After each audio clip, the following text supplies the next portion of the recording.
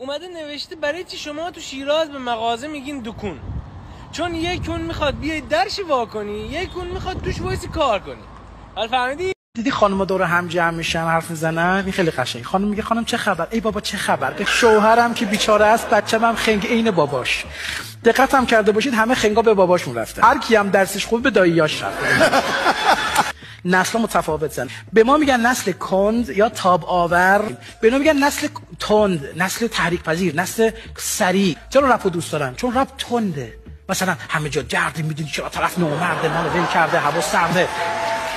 حالا ما چی گوش میدیم؟ سنتی مثلا چی گفته؟ هنوز این چی نگفته، قراره بگه خدا.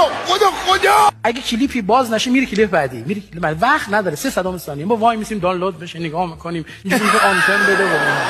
اصلی بودیم ساعت ها جلوی تلویزیون میشستیم، اول برفک نگاه میکردیم، بعد بوق، بعد گم شده ها، بعد نقاشی ارسالی، بعد بعد برق میرفت. یادتون باشه ساعت ها دست به سینه میشستیم اسم تو خوبها بره جایزه بگیریم، ستاره بگیریم. بله. ساعت ها جلوی پنشه ها میکردیم. نمیدونم الان این بچه‌ها اصلا حوصله ندارن. آقا پسر مثلا همش میگه هستم، میفهمی؟ ناموسا هستم.